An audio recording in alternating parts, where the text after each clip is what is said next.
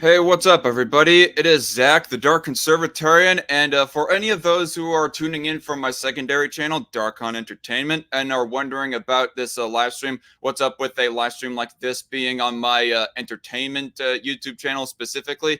Well, if you did not hear my, let me mute that. If you did not hear my or watch my video that I uploaded earlier today, it is because my main channel, the Dark Conservatarian, got struck from and taken down off of YouTube because I would dare talk about the V word in any even mildly critical way. And no, what by V word, I'm not talking about vagina or anything regarding the votes. I'm talking about the one certain V word that would more guaranteedly get you struck or whatnot. So yeah, without further ado, let me introduce my guest here. That being Pastor David L. There we go. Introduce yourself. Hi, I'm David. I'm a pastor in Wichita. That's it. That's it. There's not a lot more to me. I guess I could say I was born in the Chicago area and went to school in Missouri, pastored in Missouri, New Mexico, and now in Kansas. Been at it for about 18 years. All right, righto. And so to give everybody an introduction of this subject, to explain the title, Laws for versus Against Christianity. Now, there are two tie-in subjects that were kind of leading up eventually to this live stream. And it's also the two subjects that made me go asking a couple of questions for Pastor Dave here. Pastor Dave was doing a special sermon series called Frequently Avoided Questions. And so that was a big, wide open opportunity for people to ask basically whatever questions that they wanted. And so the issues specifically, there was a meme by Memes for Jesus kind of mocking the idea that God's Not Dead. Anybody know that movie? God's Not Dead is trying to promote, and that is kind of the way that I took it anyways, encouraging people to just fight for religious liberty, or to at least have hope in that area, is the way I interpreted it. And the other issue was in regards of, yes, of course, Gothix, and my little bit of a run-in with her when I was watching one of her live streams, and she ended up I don't know, kind of giving me hay about it. And this is a live stream, right? Or excuse me, my video response to her live stream. And that issue was about was me trying to ask her originally if she believed in banning gay people from adopting at all. And so the subject ultimately got brought up of whether or not what things that Christians consider to be sin should be banned, or at least kind of tying into that subject. This is the meme right here, rewinding back to Memes for Jesus. God's Not Dead fans, read. The Bible doesn't promise us religious rights or comforts on earth. God's Not Dead fans, no. And this might be a little bit of a lengthy video right here, so I'll save it for later when we actually cross this subject specifically.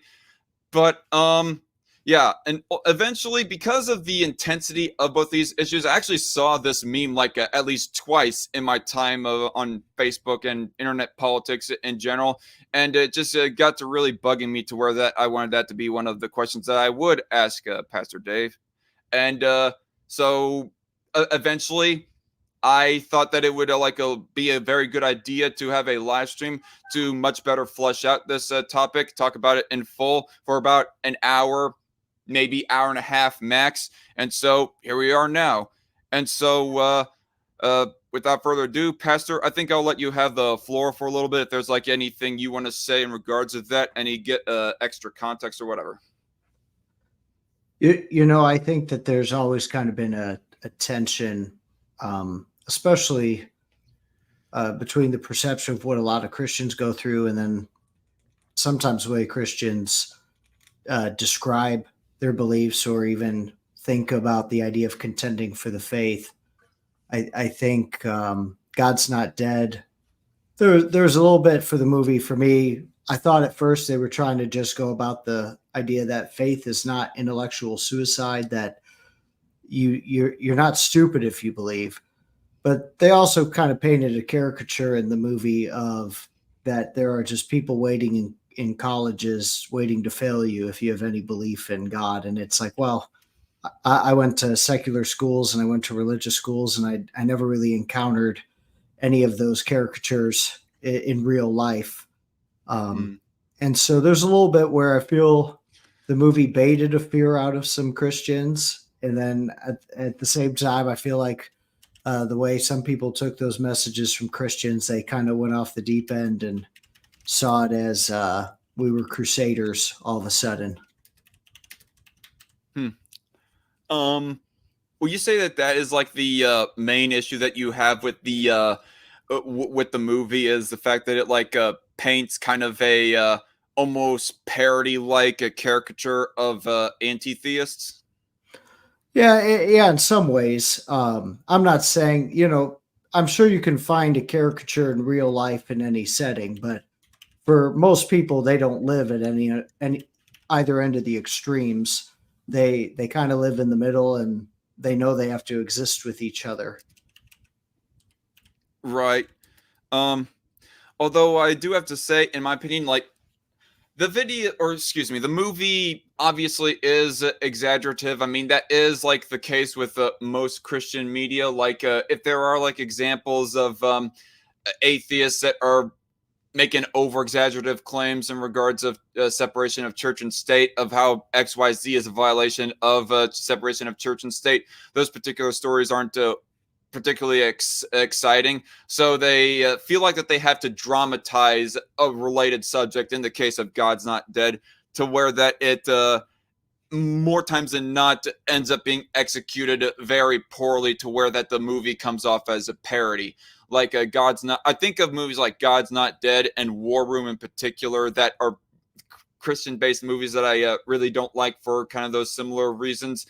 um I would say that the one particular movie that has a bit of a Christian bent to it, that does execute its story just a little bit better, even though it does take some liberties with the artistic liberties with the property that it is basing off of, would be Sound of Freedom. It was a whole lot more subtle and not quite as preachy or cringy or anything like that on the front of the Christian morals or anything like that. I mean, it was just repeating the saying like God's children are not for sale. Something that we can all agree, I would assume, like whether or not that an atheist wants to technically call them God's children is kind of a very tiny issue. But I mean, even some of the more subtle execution of that story, there are still like people in the quite honestly, not to get like too partisan here, some people like on the left who like to still drag that movie through the mud. But I talk too much on that front. um so I guess I don't know, what do you have to say on that before I go into my next question? I remember seeing some backlash or some comments about the Sound of Freedom, but it wasn't very long after that. Most people who ended up seeing it, I thought it drew more attention to the movie than it probably would have gotten on its own, um, because people were at the end of the day, they were like, "Aren't we just telling the story of a guy who was trying to deal with sex trafficking? Why do we have a problem with that?" And Right. so, there's sometimes you could take such a idealistic stance that you don't realize you're cutting off your nose to spite your face, and it's like, is this the hill you really want to die on? Yeah, really. But not to get so much into that subject. There was actually a little bit more that I wanted to say, but I kind of lost my train of thought for a moment there. The thing that I have to say in further about God's Not Dead is that I do know of some particular examples that are kind of related to the story of God's Not Dead, but not quite as exaggerated as that. At least I wouldn't think, anyways. Like, I've read stories about. You ever heard of the Freedom from Religion the Freedom from Religion Foundation, Pastor? Not necessarily the foundation, but I have heard that language used. Okay. Well, there's like an actual foundation, some kind of anti-theist foundation that calls it that titles themselves the Freedom from Religion Foundation, and I have like read stories about them like making a huge fuss about a high school football teacher like praying in the middle of a football game, or as a football game is about to start. I think that particular teacher, he originally like gathered around his fellow students, which depending on how forceful he was at the non-religious students to like pray with him, if he was being kind of forceful, not okay. If he wasn't being forceful and it was just purely just him and the other Christian students like voluntarily like praying in a group, then what's the big deal? FFRF, I mean, come on. But then I guess a little bit later, that same football teacher, it might have been like two different stories, I'm not so sure, but then there was like a later story that I read about how a football teacher just prayed by themselves, like basically like took a knee and like bowed their head to pray. And I guess Freedom from Religion Foundation was trying to raise some suit about it or something like that. The exact details of whether or not it was an actual suit, I cannot remember right now. It's been years since I read that story, but examples, similar enough examples like God's Not Dead have kind of existed. And so I think that for that reason, that God's Not Dead is like somewhat legitimized, is somewhat warranted, just in my opinion, anyways. You look like you want to say something. Yeah, well, and I'm sure, like I said, there's always someone at the extreme who that it really does represent. Whenever I think about organizations trying to open up those cans of worms, I don't think they care necessarily whether or not they win as much as whether or not they get recognition in the media, that it's name recognition, that what Barnum and Bailey, even bad press is good press. He would tell people to bring in the negative reviews from the newspaper and he'd give them half off on their circus tickets. I mean, some people just want you to know the circus is in town. They don't really care how you know. Yeah, possible. And I do not. I don't think either of us like can really gauge on what the intent is of those Sure. particular football coaches. But at the same time, I've always kind of had the opinion. Oops, excuse me. Hit my spacebar there accidentally. But I do want to like add the caveat that I do think it is possible that this guy might have been a little bit too showy with his praying. I mean, it kind of uh, excuse me, it kind of depends on what the actual intent was with this praying. Like I think of two particular examples when it came like during the time of the lockdown, particularly more towards the beginning. There were two different pastors who are going praying over the virus, more specifically that encouraged the lockdowns. Um, One of them was like making a big show about it and was like a televangelist, I guess is what he was. And he just stood there in front of the camera and he was all like, I will pray away the virus. Go away, coronavirus. I Oh don't. yeah, I blow. And ridiculous. The guy's name like escapes me right now. I do not know who it is. But then I go later, like seeing a pastor who was like being interviewed by some local news reporter. And the local news reporter was kind of concerned for like the state of the country and everybody. And he was all like, "You mind like praying with me, pastor?" And the pastor just humbly was all like, Sure, yeah, I guess I'll like pray right here." And he did a prayer. And I think that the latter example right there, even though it was on public television, the intention wasn't to be particularly showy with his praying, whereas the former example, he was being showy. And I go harken back on the one particular verse. Do you know what? I mean, the one verse of where that says, "Pray in your closet" or something like that. I cannot Yeah, remember. You know which Matthew. verse I'm talking about? Yeah, Matthew 6. Jesus is given instructions on how to pray, and he's basically saying, "Are you praying to be heard by God? Or are you praying to be heard by men?"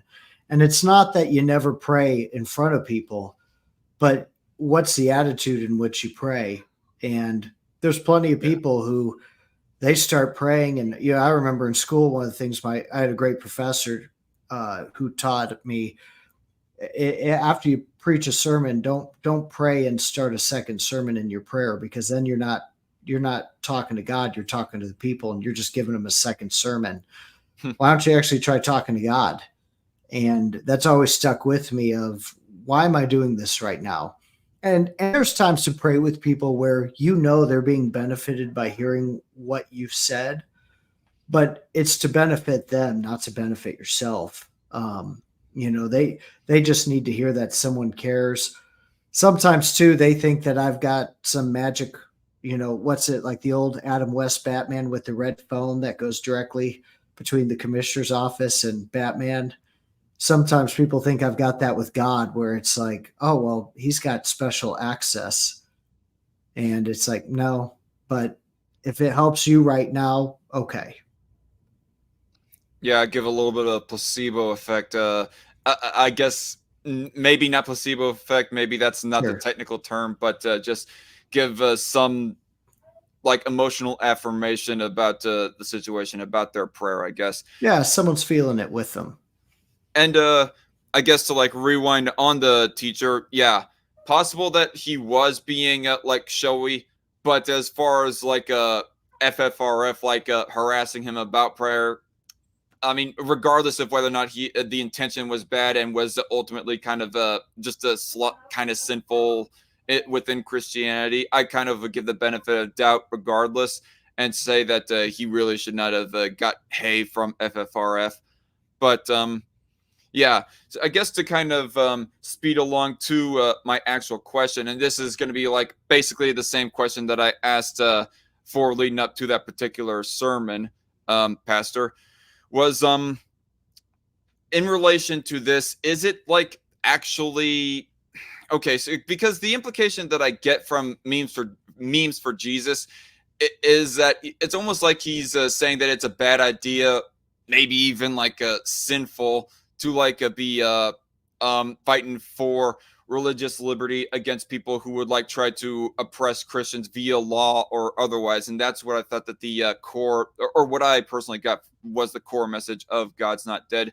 Whereas memes for Jesus, I guess, as per according to other people trying to help explain it to me, supposedly, is that supposedly God's Not Dead is trying to say that Christians, per according to the Bible, are entitled to religious liberty. And honestly, I never really got that. I never got the implication that God's Not Dead was ultimately trying to say that it says in the Bible that we are guaranteed religious liberty or anything else like that. And anyway, so kind of getting on with my question, per according to the meme and everything else, do you think that it's like a sin for a Christian to be fighting for one's own religious liberty and really the religious liberty of all? That's that's a probably a much bigger question than any. There's probably a lot of different areas to consider that in. For one, historically, I don't know that when the early church was around that they ever envisioned a day that there'd be any such thing as religious liberty. Most of them were being fed to lions or being beaten and tortured or imprisoned for any number of things. Paul, who he writes the most of the New Testament, talks a lot about that. And how he came to Christ was because he used to be one of the people who were beating and imprisoning and killing Christians. And so I don't know that the early church ever really saw religious liberty as its prime motivator. I think they Hmm. saw the gospel as its prime motivator. And there's a saying that they have about the early church that the blood of the martyrs was the seed of the church. That every time someone um, killed uh, every time someone killed a Christian, it'd be like five more would sprout up. Some of the early Caesars would write letters to each other, especially the one, I can't remember his name, but just before Constantine, he was writing a letter and he said, I want to get rid of these Christians, but what do you do with people who are giving all their money to the poor and who are catching leprosy while they're taking care of lepers?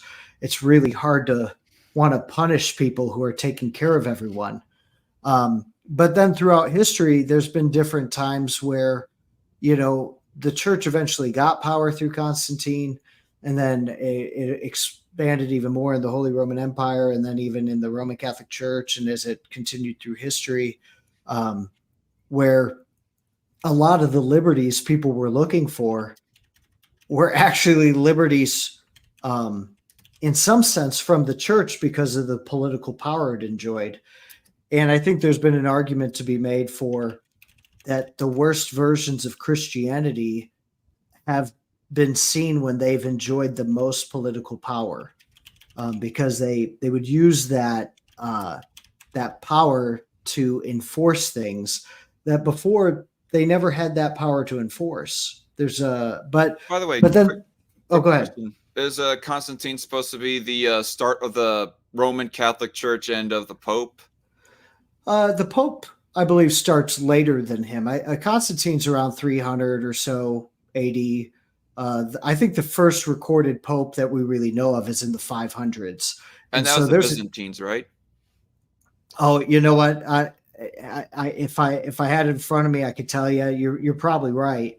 Okay. But yeah, there's some of that. Some of that church history gets a little murky for me because it just all keeps bleeding into the next one, and the amount of popes and successions that got in there.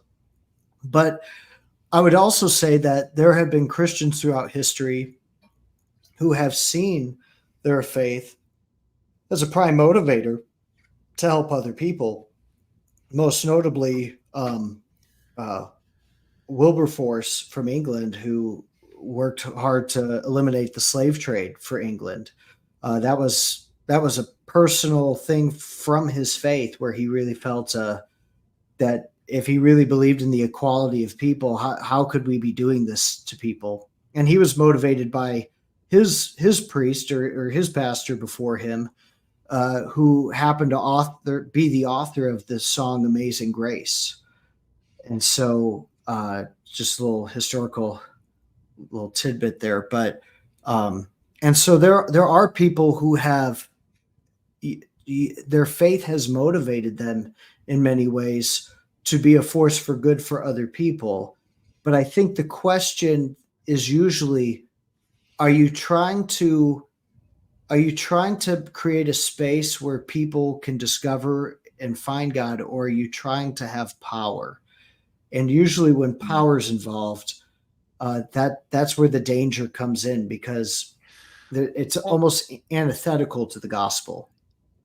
Right. The way that I like to think of it is that having like a inherent like merging of church and state kind of power within the government over like non-believers and so forth is not really necessary as far as like religious liberty goes. I mean, maybe like the Catholic Church and everyone else found that was like the one and only way or something like that. But the way I look at it, if like say all the Arab countries, if they all had like their, established governments that recognize like Islam as the ultimate religion, that's like okay by itself, I guess. I mean, let's be clear here. Like the fact that people like believe in Islam and not Christians and accepting Jesus Christ as their Lord and Savior, that's not good. You and I will like agree. But by itself, if they have like the government established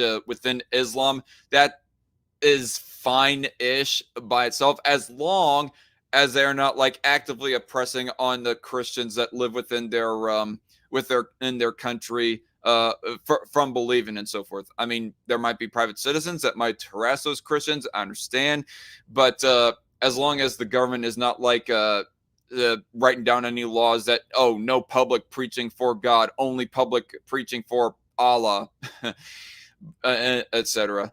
Sure, you find a lot of that. I would even say, especially, I think it was several years ago, Russia made it that proselytizing for Christianity outside of a church building was illegal. That they limited that interaction. In China, it's completely illegal to be a professing Christian there. I've known different missionaries throughout the years who they've been beaten and imprisoned. They've spent their time in cells over that. And what's really interesting is in China, it's one of the fastest growing places for the church, despite that persecution. Sorry, I'm like writing down notes here as Sure, far as questions go. I thought sure. you had more to say at first there. Oh, sure. No, I mean, I could go into that a little bit more. I think one of the lessons from China and even from some of these other places, when you move into the Western culture where the church has enjoyed traditionally more freedom, whether it's Europe or in America, the more you move into the places where it has freedom, the church has actually stopped growing. But in the places where the church has had the least freedom, it's actually growing exponentially. Yeah, I mean, I remember that specifically from your sermon, as well as I've like listened to it, like re-listened to it a couple of times over the course of the past few months. But the thing that I like wanted to ask about that, like, yeah, it's pretty ironic that that happens, that it happens that way. But I guess what I kind of want to ask is, do you think it's the liberty aspect of it that is the root cause as to why that the Christian community is shrinking, or do you think it's a side effect that kind of exaggerates something, or what do you think is the actual root cause? Because Oh, let me sure. like put my opinion like a full on the table. I don't think that it's like the religious liberty by itself that is like the root cause of why that the Christian community is shrinking by itself. I mean, it might be why that the Christian community is getting kind of comfy, but still. Well, no, and I think that's a fair assessment. I would say that perhaps to believe something, I wouldn't say freedom is the cause of it, but the idea that freedom would help Christianity grow, that's out the window. It's freedom has not been something that has helped Christianity grow because it's growing everywhere where it's not free.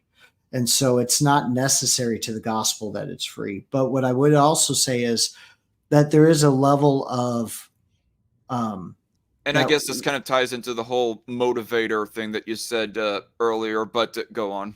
Oh, sure. Well, and I think that there's a place where when we enjoy a certain level of freedom, that there there's no risk in the commitment. There's nothing that I have to actually give up in order to do this. It can just be a part of my life instead of an identity that most of these people all share because of the persecution. I mean, there's stories from missionaries in some countries where the girl comes with her bags packed to the river to get baptized because she knows once she's baptized, she can never go back home.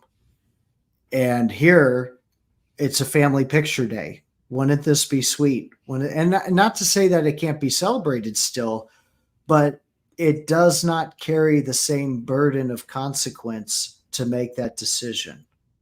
So would you say that you do not know what exactly would be the root cause as to why that the Christian community is shrinking in countries that, ironically enough, are allowing of Christians to believe what they want to believe? Well, I think religious freedom, you know, is one of those things where, like, don't get me wrong, it's not like I want persecuted or anything. I don't think anyone in the right mind wants to be persecuted, but I do Right. think that there is, I think everything has its consequence. Even the good things have their consequence, and so to persecution has its own consequence, obviously, but I think the subtle consequence of religious freedom is a misunderstanding of what it means to possibly carry your cross. Okay. So I mean, for Jesus in the Roman time, I mean, the amount of Christians who were persecuted, crucified after, I mean, even Peter gets crucified upside down. And the only reason it's upside down is he didn't feel like he deserved to die in the same way that Jesus did. But Paul gets his head cut off. There's only one disciple who dies of old age, and that's the Apostle John. But he dies after he had spent years of hard labor on the island of Patmos in the rock quarries. He gets released from that. He gets brought to Ephesus where he dies. But I mean, he's the only one who gets through without getting his head cut off or stabbed or stoned or anything. Right. And if this kind of ties into the whole thing about religious liberty being the main motivator, to kind of address that and put forth my opinion on that. I mean, of course, that should not be the main motivator. The main motivator should be like obedience to God, period, full on acceptance of Jesus's Jesus's sacrifice for our salvation, and trying to like get other people to accept him as well. I mean, it's not like that. Oh, we've lost the battle for religious freedom. The government has like banned us from believing. I give up. I am no longer Christian. Yada yada yada. I just yeah. I guess it might be more of an intent of the heart kind of thing as far as like fighting for one's own religious liberty. Would you say? Yeah, I think so. I mean, there's a small argument to be made from the Book of Acts that when he is before Herod, he's on trial to see if he's been a troublemaker. One of the things Herod says, "Would you have me become like you?" And we don't know if he means that sarcastically or if he means that legitimately. But Paul says, "I would have you be like me, just without the chains." And I think there's a level of that where the only thing that the early church really looked for was for the people around them to not see them as the problem, that they're for the benefit of the community, that they're not trying to cause trouble or strife or unrest, that they're good for the community. And so, I don't know that that can be stretched as far as to say fighting for religious liberty. But I think there's a place to where the church has always tried to make the case that it was good for the community. That Christians and everyone else be allowed to believe what they want to believe. Right. Right. Okay. Um. So I guess to like bring a long and short as far as this particular question goes, and then I'll like get onto like the next subtopic that kind of falls under this.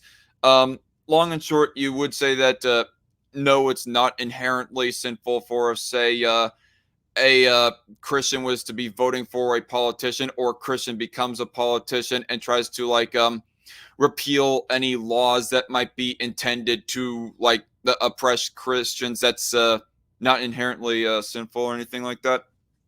No, I don't know that the argument could be made that it's inherently sinful. I think that there's a place where what Christians usually have trouble with is not identifying what is sin, but trying to understand what is wise.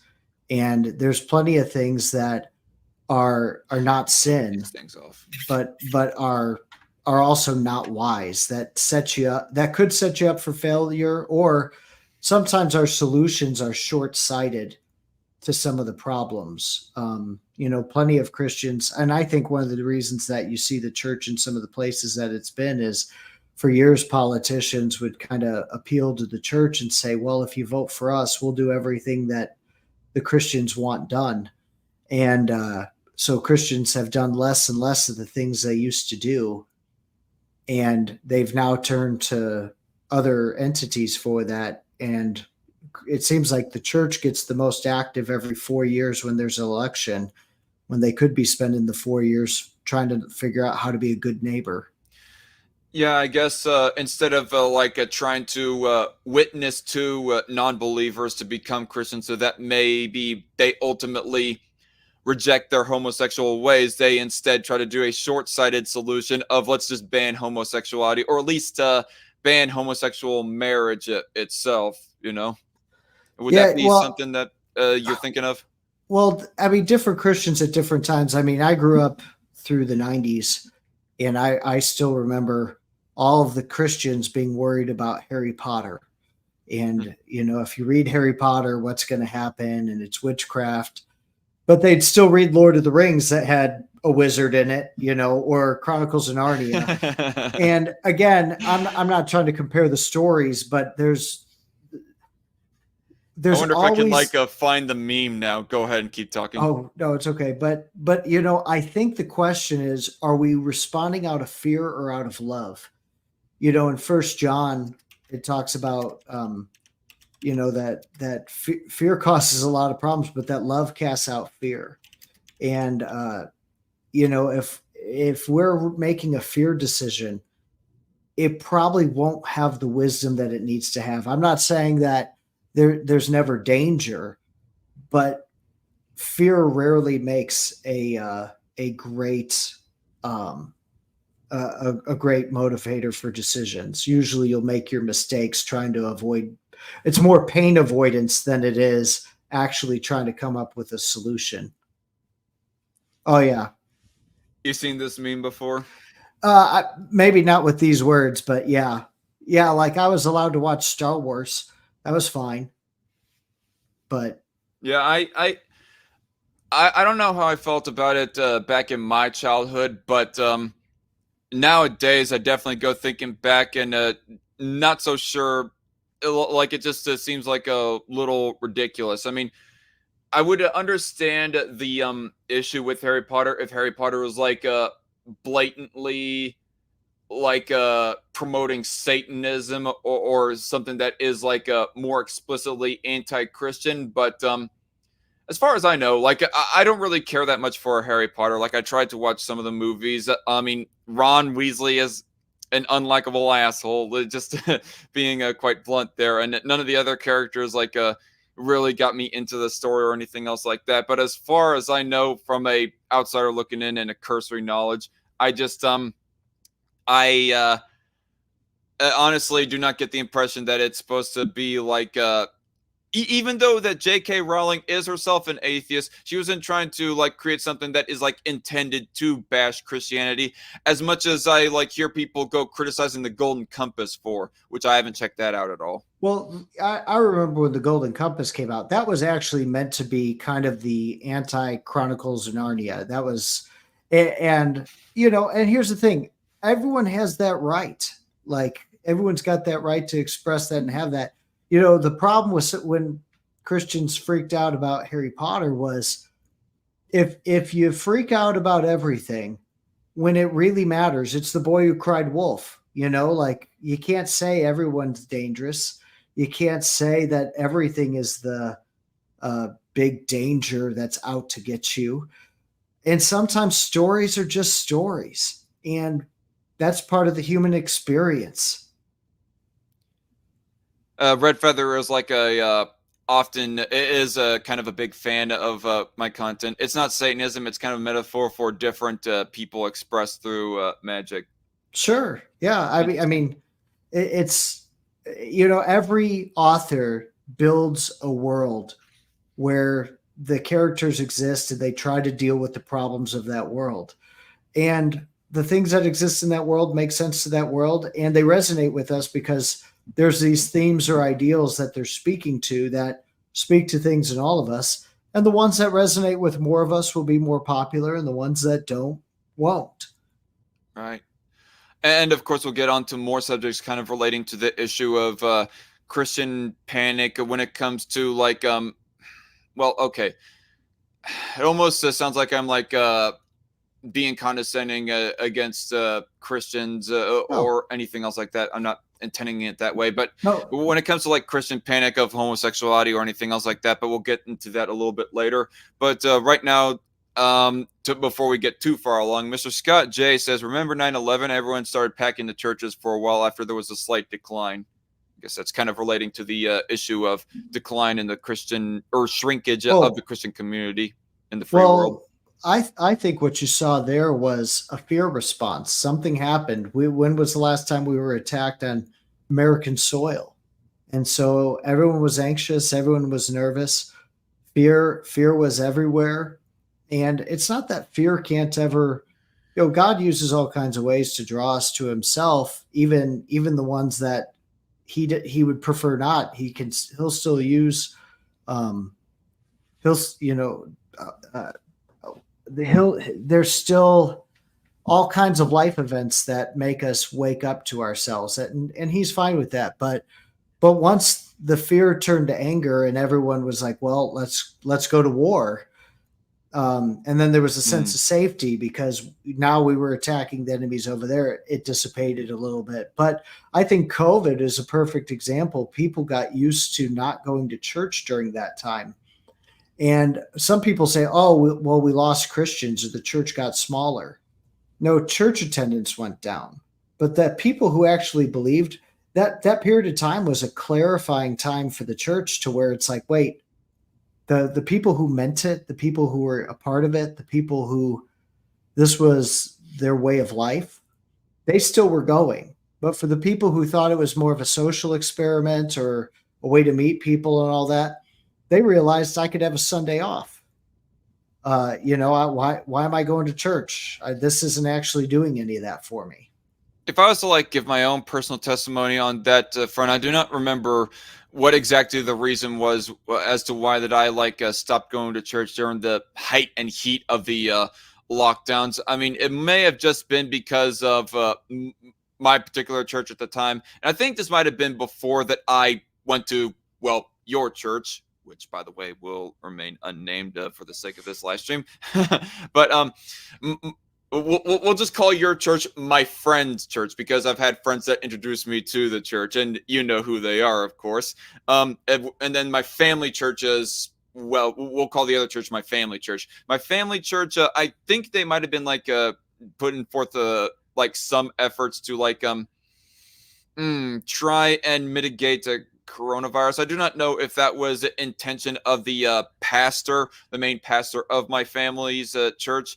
It might have been more people like above him that were trying to take things into their own hand to where that it was out of the one pastor's hands, and so he was not. So I don't want to like put blame on him as much as my dad honestly wants to put blame on him, but I do not remember. That might have been like part of the reason as to why that I was like not going was because maybe I was like somewhat bought into the just to be like a little bit too blunt, maybe the scaremongering of the coronavirus itself, and so therefore I was all like, I'll just like keep on working, which I was considered an essential employee. But ironically enough, I still like hung out with friends when they like organized those because there was like a few friend hangouts that did go during that time. But I wasn't going to church. I think it might have possibly been because they were discouraging some attendance anyways. So, like they still had attendance. They had some people that would like arrive in person, but I was at least listening to the sermons via live stream because they have their own YouTube channel. So I don't know if that counts for anything, but anyway, that's my personal case when it comes to that. I think a lot of churches were trying to figure out how to navigate that, and I think there were a lot of imperfect solutions to a pretty complicated problem because what we didn't have during that time were personal relationships. There were 3 months where no one could really meet together. And so most of what people were doing was online. They were having their time, well, just through Facebook and through memes and through short commentary, which really isn't a nuanced discussion. And Yeah. so I think that there were people By the way, I was who shaking my just, head at the oh, live chat here from Red Feather, not at what you were saying, no, just it's because of how okay. silly it was. You're saying? Yeah. No, but I think that again, it was all about fear. Sometimes we were making the problem the wrong problem. One of the big problems that we had back then was, there were people who thought that anyone who wore a mask was just bowing to the government. And then there were other people who thought people who weren't wearing a mask that they were just that they were unloving or uncaring. And it's like I don't think either of those narratives were true. I think everyone was just trying to figure out how to take care of each other. And it was important to me that we were back together and meeting in the same space because we had lost something during that 3 months, which was personal relationships that, yeah, we may not agree but we could at least feel like we were for each other. And so we had people who were going through cancer treatments who had a really low immune system who still wanted to be at church. And so it's like, well, what would you do to make sure that that person felt like they could be at church? And people then were like, hey, I will, I'm all for it. I'll take care of that person. But then there were other people who it was more on a different end of the spectrum, to where it was like, hey, do you really think this guy doesn't care about you because he's not doing this? We came up with a bracelet system so everyone could kind of do it at their own pace. Green meant, hey, you want to give me hugs, handshakes, go for it. I welcome it. Yellow meant, hey, I'll wave at you, I'll talk to you, but can we stay our 6 feet? And then red meant, please don't come near me. I'm worried about my health, but I still want to be here. And that way, everyone could approach each other in the way that they wanted to be approached without it necessarily being seen as people were attacking each other, or that people weren't respecting each other. And most of the people who would have picked up a red bracelet, they just watched online. But it was mainly yellow and green through that time.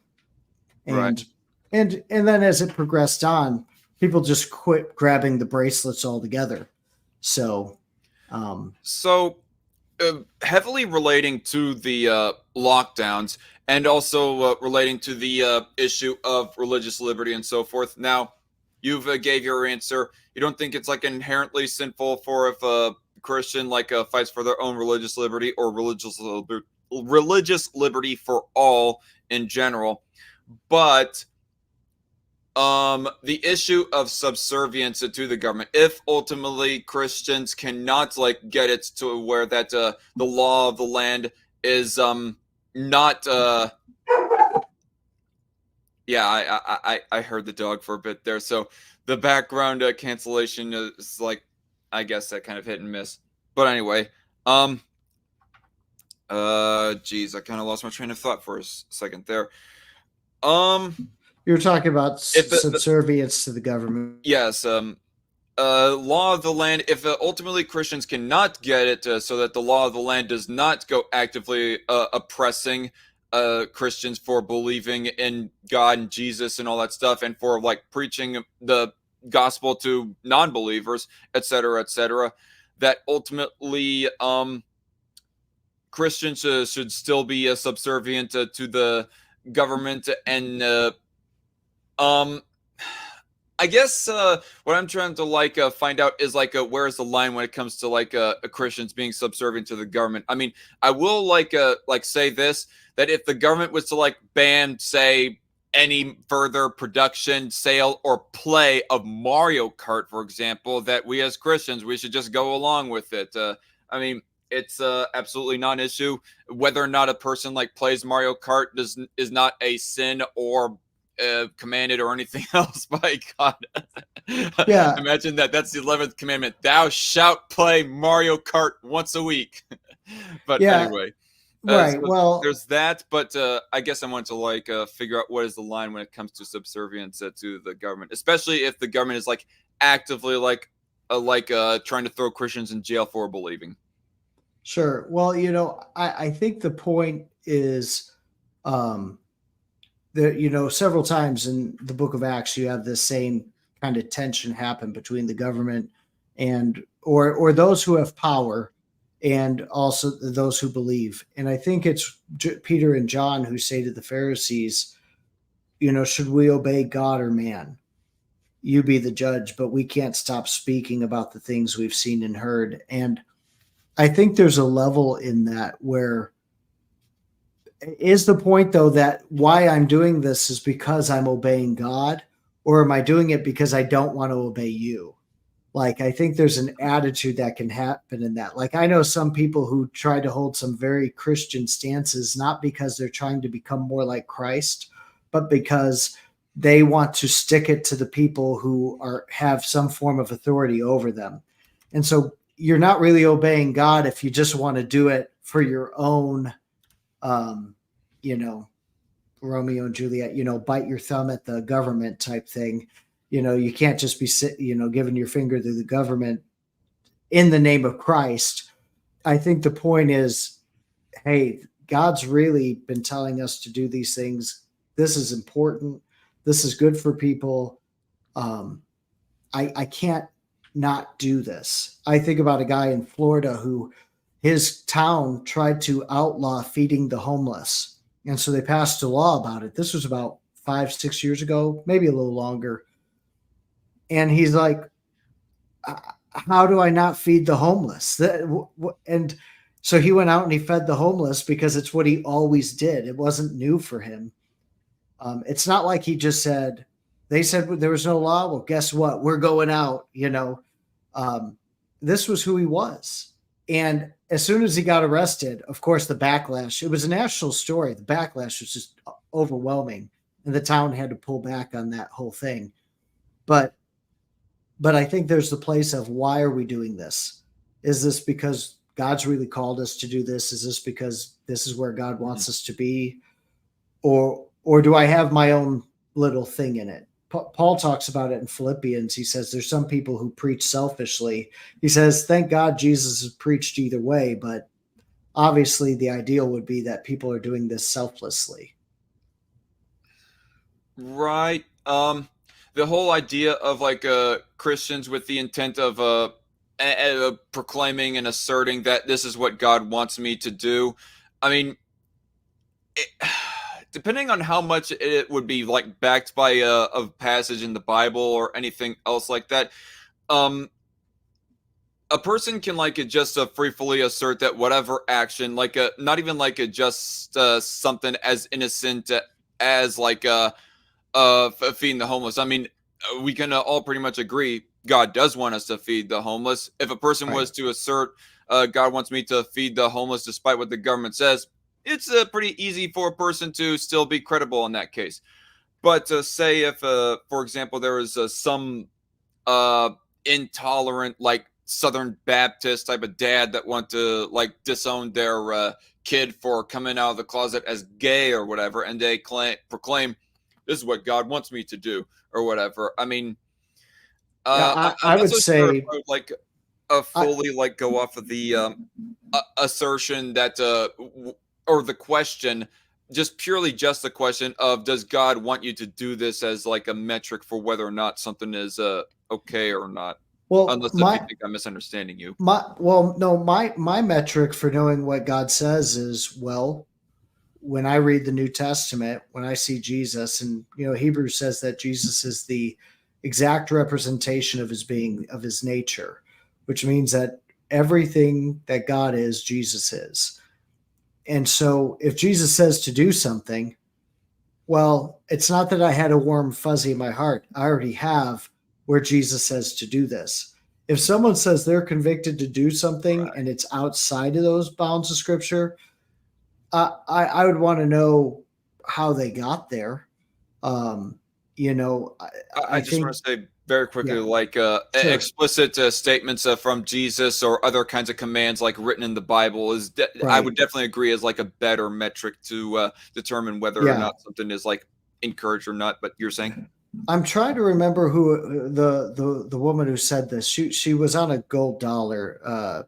Was it Susan B. Anthony? Yeah, that's who it was. But she said, "I so distrust those who say that they know God's will, because I find it always corresponds with what they wanted to do anyways."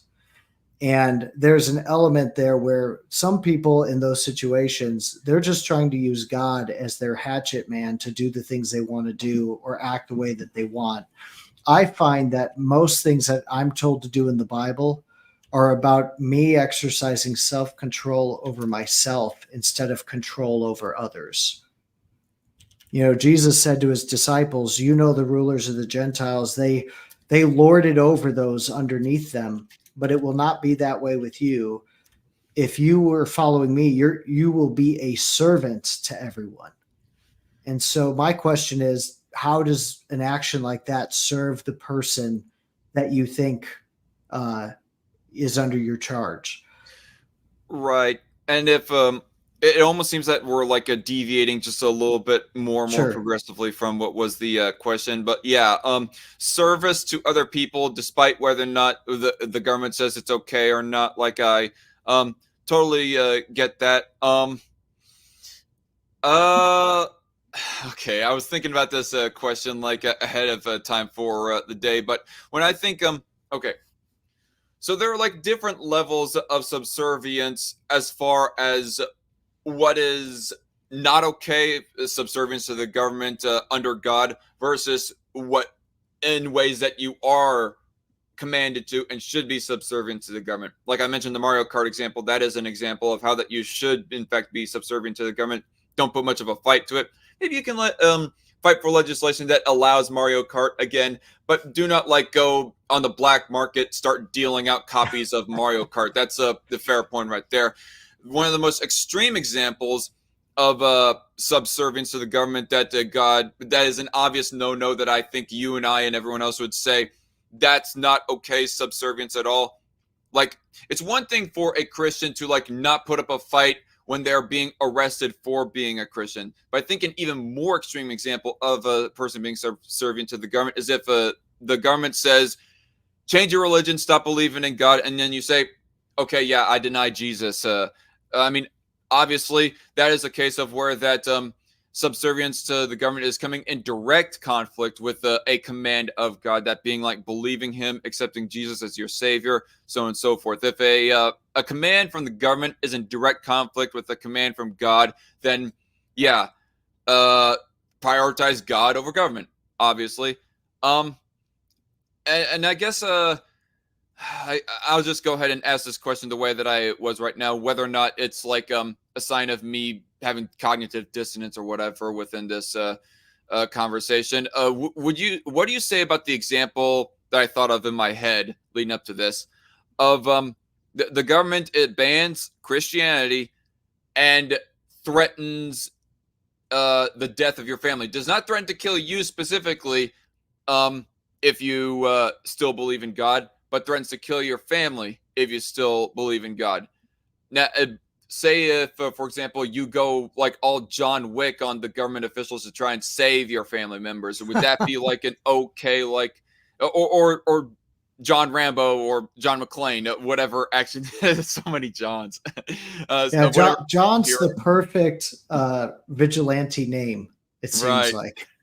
So, what do you think about that level of non-subservience to the government, going so far to like kill government officials if they go trying to kill your family because they do the rather victimless thing of believing in Jesus?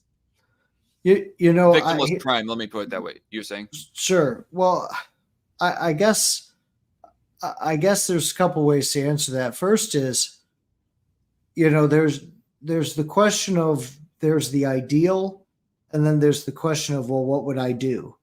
And in any situation, everyone always assumes they know what they would do, and no one knows what they would do. I mean, sometimes I think about my life, and I've been pretty blessed about some of the things I've been through, and so I've not had to be tested in some ways that others have.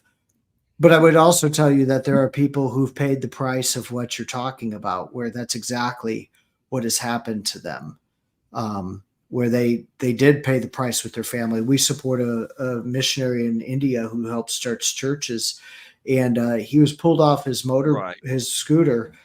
He was thrown on the ground, beaten to unconsciousness, and then his wife was raped and beaten to death. Right. And Like, if I well, may, like, expound on my example a little bit more. sure, I mean, if you're in the situation of where that the government is threatening to kill your family for believing in Christianity, and you have absolutely no physical capability or anything like that to fight against government officials, sure. obviously, as sad as it is to say, you would still say, "No, I still believe in Jesus.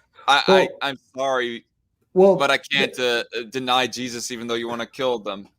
But well, if they did have the physical ability, well, and again, what someone would hope to be able to do, and obviously, no one wants any of these situations. I think the question that I have in my mind is, do I really believe what I believe?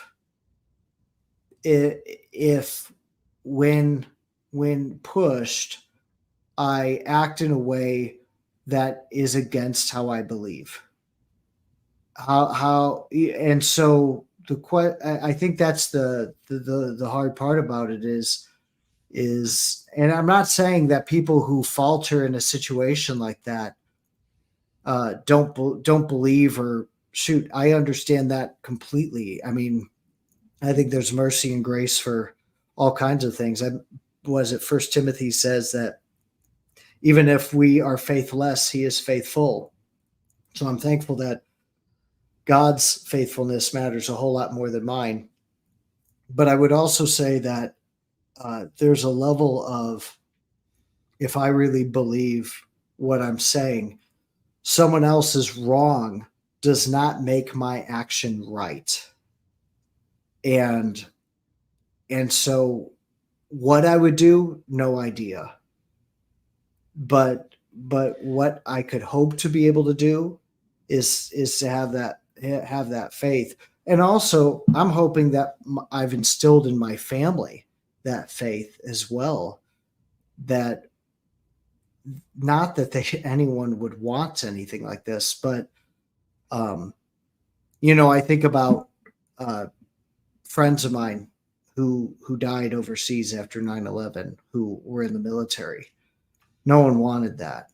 It was awful. I mean, I didn't expect to go to the funerals I went to after 9/11, but I still know that their parents were proud of them despite the loss, that they had raised someone who was willing to be sacrificial in that sense.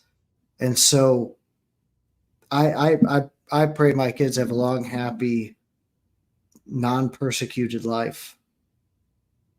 But should they ever have to face a choice that's terrible one day, if if if they were to lose their lives doing what was right, I I would be proud of the person that they were. Yeah, and you know what? You said something that kind of got me to thinking. Something along the lines of what is my intent? What exactly did you say? As far as that question, As far as the question of trying to buck the system to try and oh, avoid persecution because run away from the government authorities because they want to persecute you for being a Christian. What's my intention? What something like those? I can't remember what exactly was the thing that you said. How do you word it? well, I think I mean, and I'm trying to figure out which part you're talking about. But if I was to just kind of feel around in Well, the dark for it, I guess I would okay, say that I have to. I'm accountable to know why I'm doing what I'm doing, and there's times that selfish parts get into that, and that my whole life is about trying to reduce the selfish parts. That it's not about me, that it's about God. Um, I can't buck the system in the name of God, though, just so I could try to say that, well, but I did that for Jesus, especially when Jesus didn't do it for himself. And I mean, my whole faith is based on the idea that God sent his son and did not save him from being killed by the people who were after him. And so, if anything, God is not calling me into anything that he had not done himself. Okay. Um, I'm just gonna go ahead and try to say what I was thinking of. Sure. Not remembering exact wording that you used, but to kind of expound on one of the things that you said, I guess there is like a question of like a heartfelt intent. The question of why are you trying to like avoid the authorities despite them like hunting you down because you're a Christian? Like, is it because that you are ultimately afraid of when it comes down to the wire that you will ultimately deny Jesus because they're like torturing you or threatening to like kill your family? Is that the reason why that you're like avoiding them, or is it because you want to like well live longer as well as your family live longer, despite whether or not that you would actually say, no, Jesus is my savior when it comes down to the wire right there. I think you see examples of both in scripture, especially in the Apostle Paul. There's some points he escapes by a window and gets out of town. And then there's other times where he's ready to lay down his life. The first time he goes to prison in Interesting. Rome, he says, fine, then I'm going to go to Caesar. I don't think the point in anyone, I think if the idea is, do I live or die, as pressing of a question as that is, and as understandable as it is, I don't think that's the thing that's on their mind. In Philippians, Paul says, for me, it's better to die and be with Christ, but it's more profitable that I go on with you because there's still a need for me here. Mm. And I think there's a place of, I don't think the point of a Christian is to go find the nearest guillotine and put their neck on it. But I think the point of a Ran by Christian, anti-theists, no doubt. oh, well, there's plenty of people who cried revolution in the name of God. Maybe And not by those, anti-theists, but by I don't know, extremist Islamists. Let's say. oh, well, from anyone. I mean, there's extremist atheists in China doing it too. I mean, you'll find Yeah. well, in the 1500s, it was the Catholic Church. I should have That's brought up burned. that example Yeah. specifically because I said extreme ran by anti-theists. I can only imagine that some internet anti-theists would be going on. Oh, we don't want to kill you Christians for your stupid Christian beliefs. What are you doing, strawmanning us? Well, as Dave explained right there, they exist. Maybe not so much in the United States, but in power in China and North Korea. Oh, well, and there's been times where the church has been the example of that. I mean, Thanks it's for it's watching, Mr. Scott. it's well known that when the Catholic Church would do things, they would kill these people, and then a couple of years later, they would make them saints and say, "Oh, they were a saint of our church," and it's like, well, then why'd you kill them? And Or so, try to kill them. well, no, I mean they killed plenty of them. I mean Okay, yeah, you're most right. of the patron saints were at one point killed by the Catholic Church.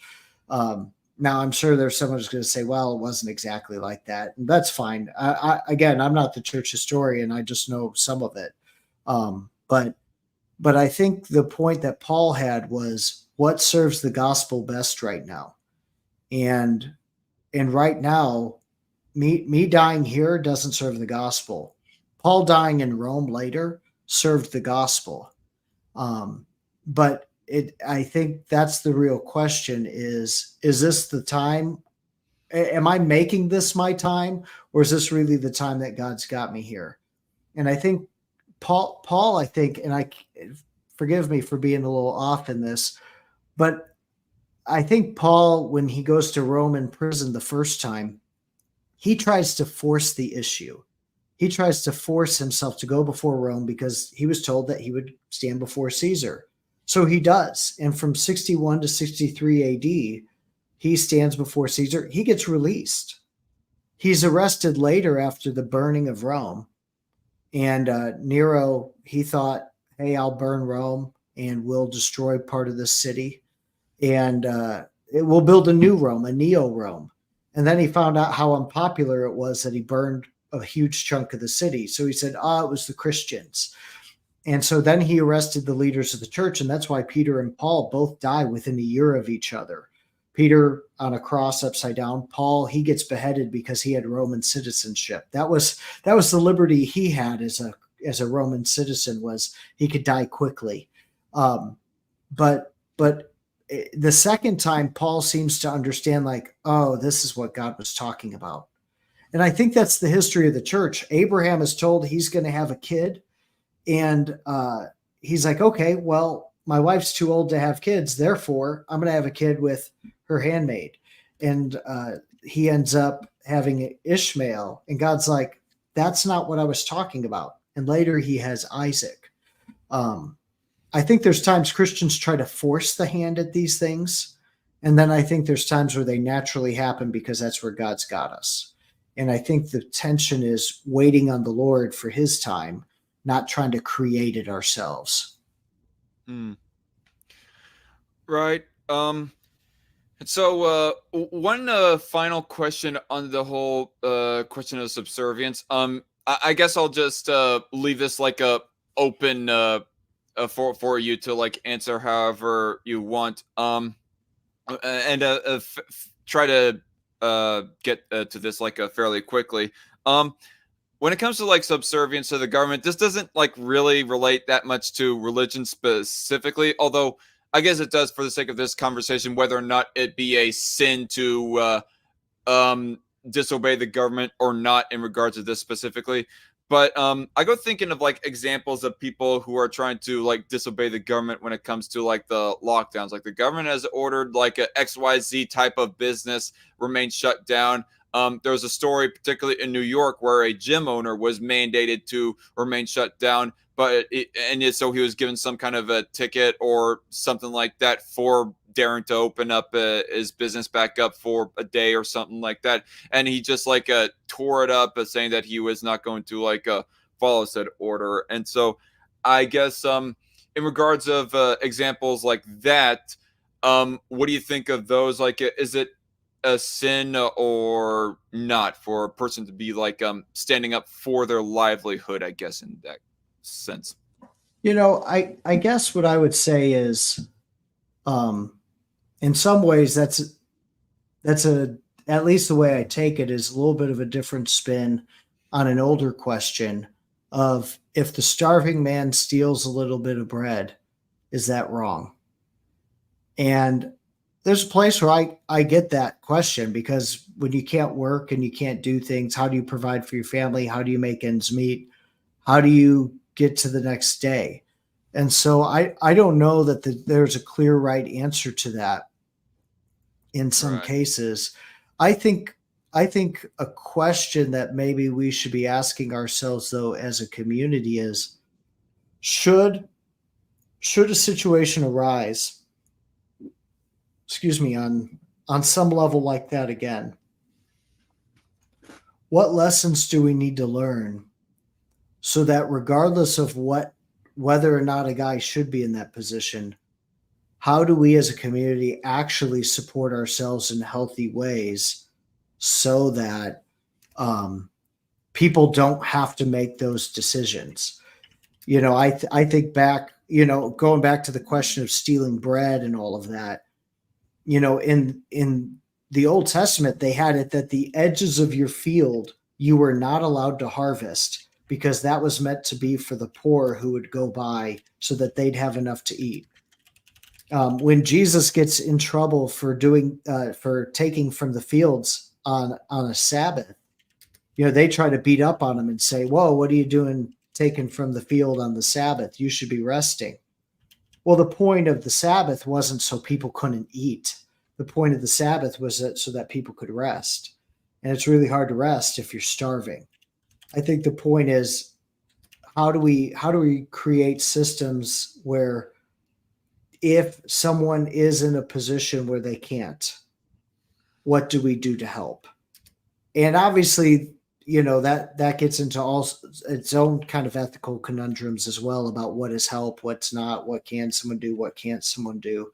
But I do think that there's a level where I understand the guy who wants to reopen, and I also understand the need to try to be compliant. Back then when that was going on, I don't think the issue was freedom. I think initially, for what we all understood early on, was there's this disease going through, people were dying, and we don't understand it yet to know how to counteract it. We didn't know.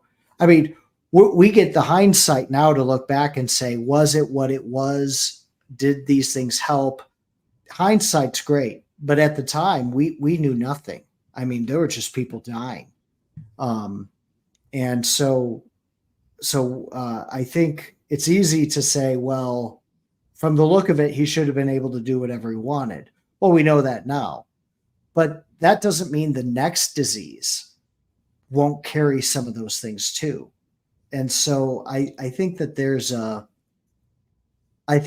place too where it's like, well, if the disease was as serious as it was, we could have been asking, well, should he open up at the risk of hurting people? And so every choice has its consequence. And so, you know, I think you're always going to have to run everything case by case. Mm. You know, I think that's some of the problem with policy is it throws blanket statements over very nuanced situations.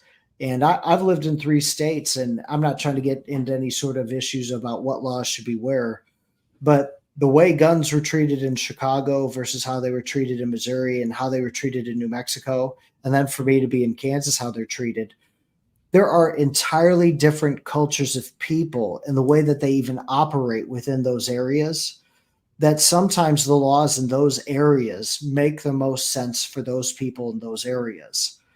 Um, and so to try to throw a blanket over 350 million people and say this is the way it has to be done, it's maybe, you could do that in broad terms, like don't kill people, but how do certain cultures interact with each other?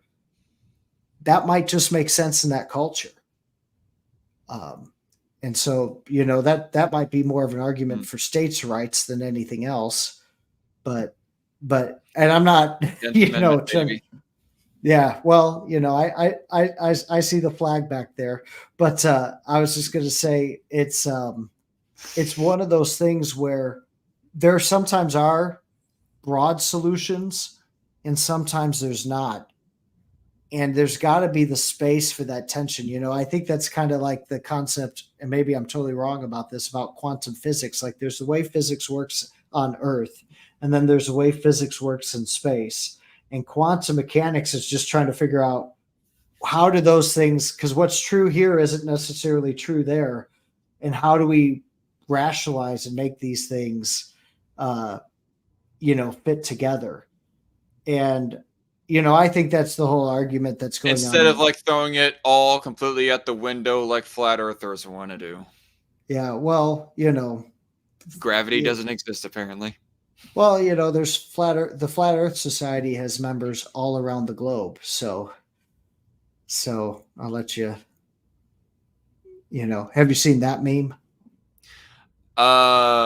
Don't think I've seen that one specifically. I Oh, have seen a reel where that somebody's like claiming over 2 million views on this pro flat Earth reel. There are like a whole lot of us, and then a anti flat earther is all like, he's getting all the anti flat earthers to start watch this, like hate watch this reel at the same time. That's not truly representative of how many flat earthers there are. oh, yeah. Viewership does not mean agree. I mean, for a while, Facebook only had a like button, not a dislike button, not an angry button, and Still so doesn't have a dislike button. I kind of wish it would have like a it's got an anger emoji now or whatever. And yeah. but I think it's like before, you may have liked something, like on TikTok, I might like some videos, but that's just so I could save them to rewatch them. It's not necessarily because I like the video. It's just that's the only way I could go back and see something I saw before. Oh wait. Now with night shift helping emphasize it, I think I get the meme now. There It's you supposed to be go. a contradiction of statements, a contradictory statement right there. Yeah. Flat earthers all around the globe. Yes. My bad. But no, it's okay. Go ahead, and then I was kind of want to like move on to the next subject. I mean, Oh, you could move on. Yeah, no, that was basically it. All right. So maybe this will like somewhat tie into the second subject that it was like a part of my second question of that particular sermon that you addressed right there. But it's the issue more of so we gone tackling the issue of laws that go against Christians. Now we're going to be tackling the issue of laws that go enforcing Christianity. So from laws that are anti-Christian to laws that are like extremely pro-Christian in a way that is like theocratic and authoritarian and so forth. Like so I guess to ask it first off, I mean, you obviously like recognize the flag, but I guess you have like heard of libertarianism and know some basics about it and so forth. Sure. Yeah. I mean, different libertarians have taken different things to different extremes. I think that's one of the reasons it's had a hard time getting traction at times because they have a Yeah. basic tenet, but then how does it get applied? And Speaking of extremes, yeah, Night Shift 10,000 is one of my anarchist followers. I have a whole lot of overlap with him on this, and honestly, I agree with that too. Night Shift, get rid of all guns and let people defend themselves. At least the basic principle of that, anyways.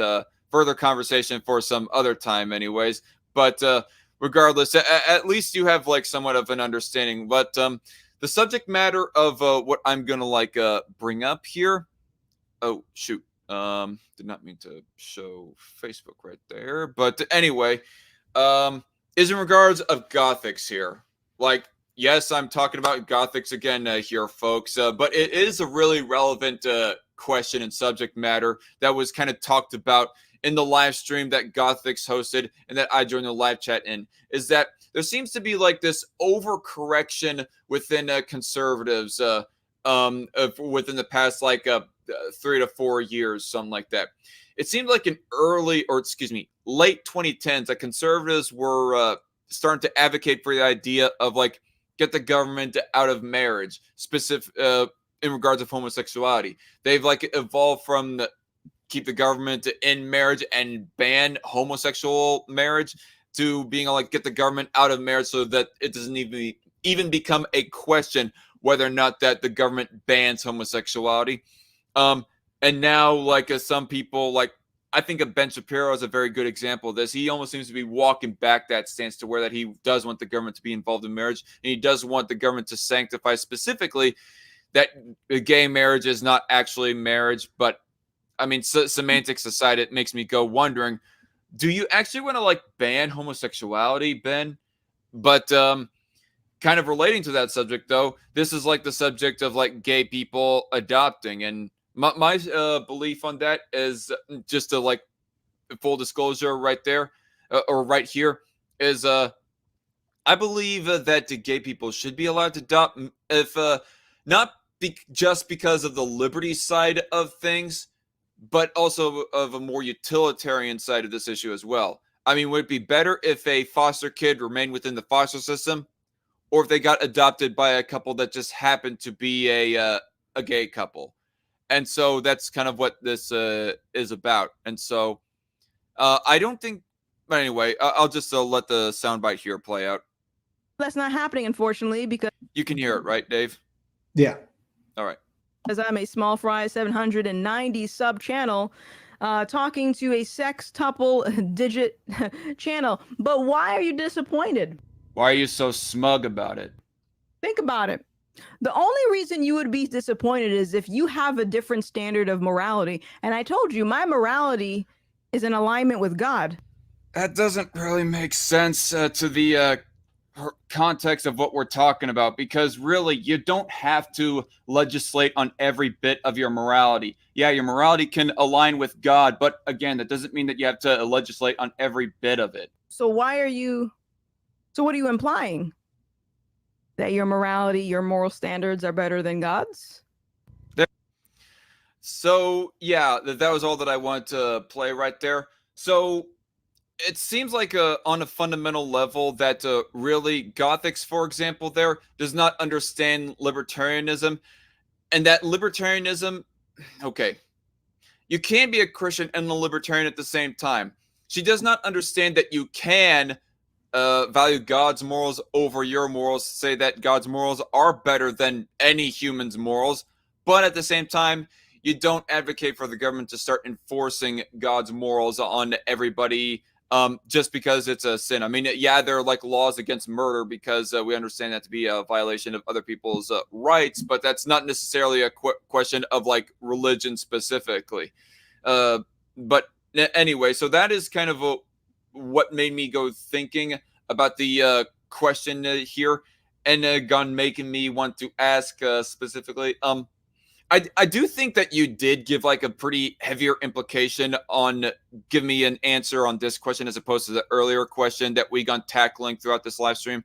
That you did kind of give me you just gave me a solid answer on the last question during this live stream now, but I did not really get that so much during the sermon, which is part of why that I wanted to host this live stream and have it with you. But in this question specifically, I do think that you gave a little bit of a heavier implication, but it's still being relevant to the subject of Christian laws. And to kind of reiterate to the audience here, do you think that it is a sin for if a Christian, because that almost seems to be what essentially Gothix is implying right there, is that you do not actually think that God's morals are better than human morals if you think that the government should not be banning things that go against God's morals. AKA, it's a sin if you don't advocate for government to ban XYZ sin. That being like homosexuals doing their thing or whatever. And so to ask you more directly, do you think that it is a sin for a Christian to specifically not advocate for laws that ban XYZ sin just because it is a sin against God and within the Christian faith? Well, I think the trouble you run into anytime with it legislating, I mean, people try to just talk about it from an oversimplistic view of legislating morality and that you can't legislate morality.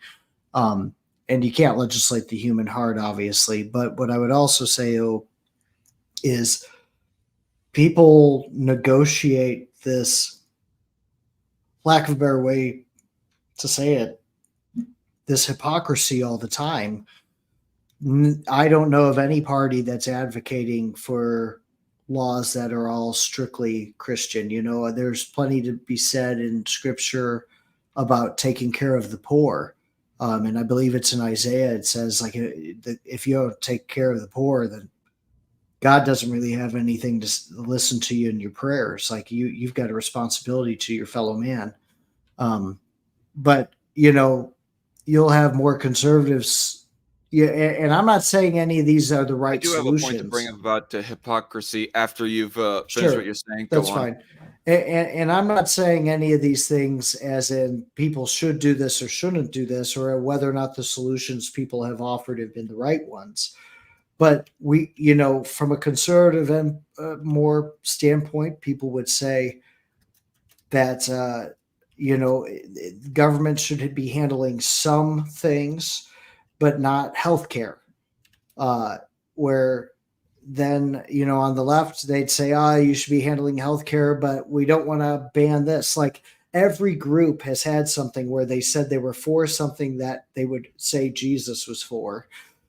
And then that there was some reason why they didn't have to legislate the other one, because really that's more dependent on the individual. And it really is about, where do people want their power?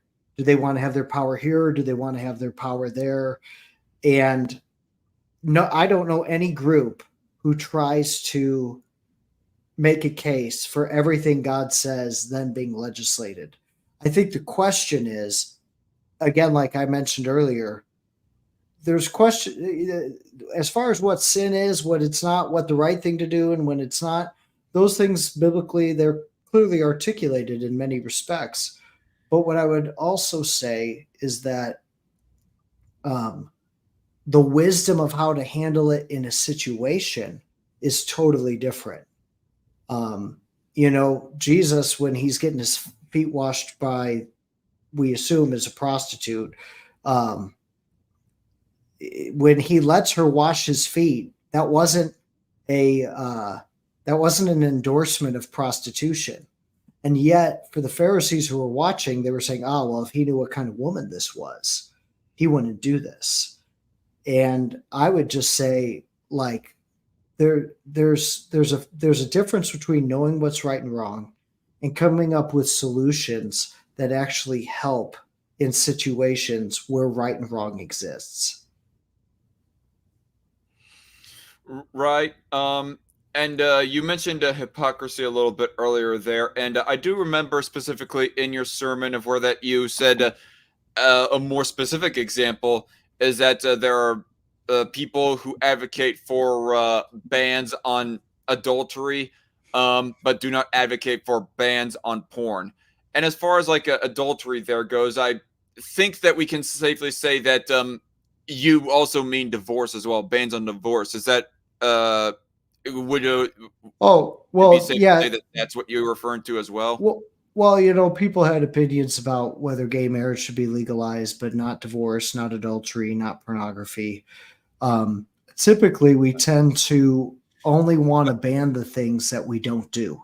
Right. But the thing that I was like getting down to is that I do not know. I mean, there might be some other things that they are like hypocritical on, but there is like a contingency of more extremely trad con conservatives who do want to like ban divorce and at the same time ban pornography.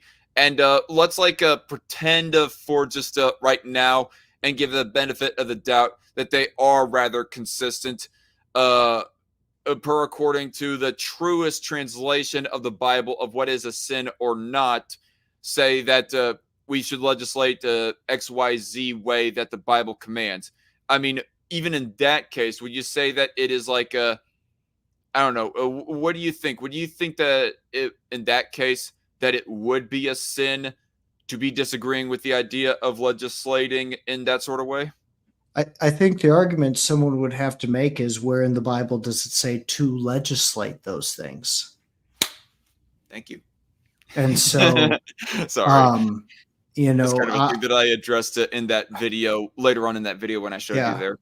but I would say, what makes me a follower of Christ is that I have submitted myself and become obedient to his teachings. And my controlling someone else's behavior.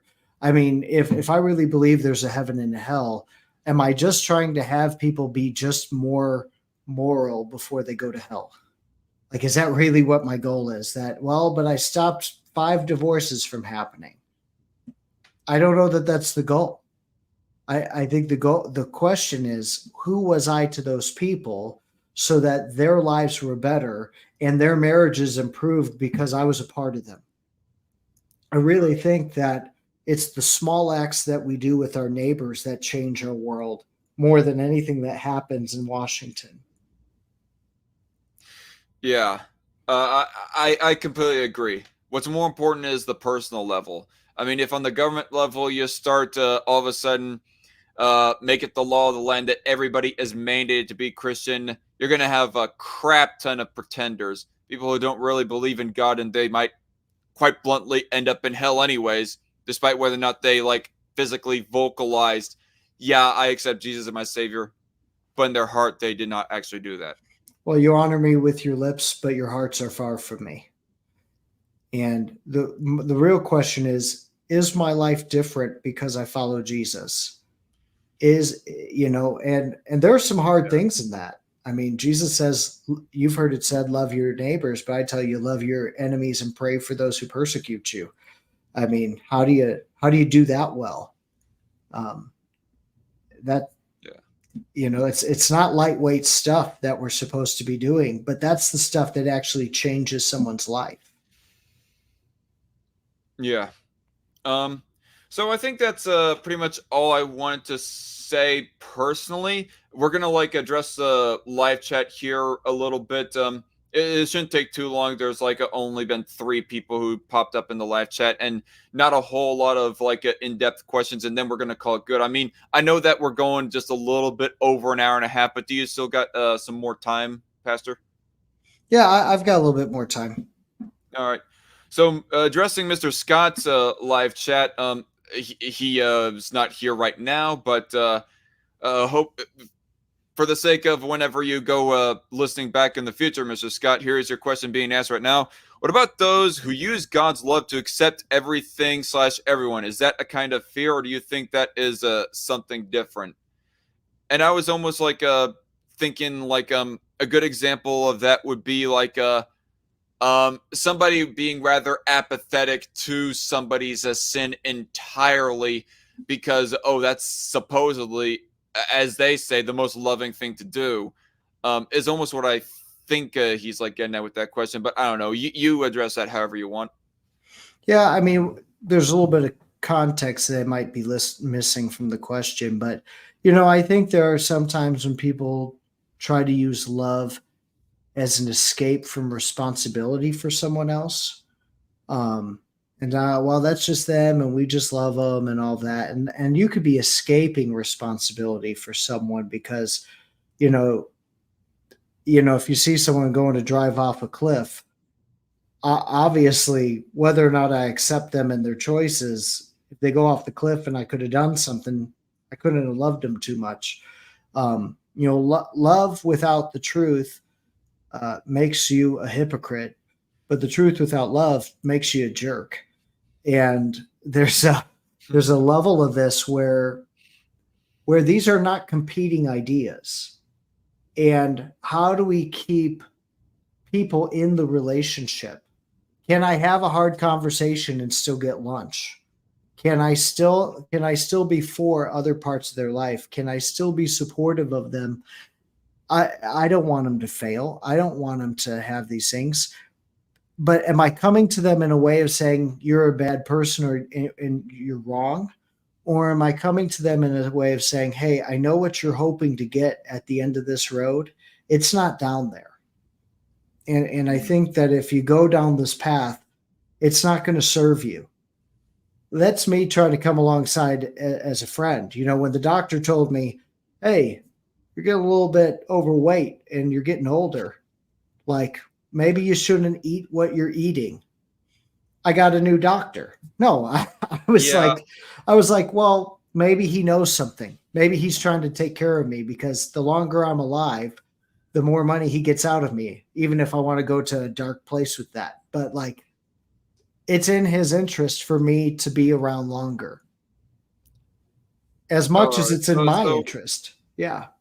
A good way to summarize what you're trying to say there is better to softly imply that somebody's wrong than to explicitly and bluntly say you're wrong. Well, maybe the way I would put it is, am I actually interested in having a relationship with this person? Because if I am, that gives me credibility to tell them when I think that they're wrong. And I'm doing it because I actually care about the person.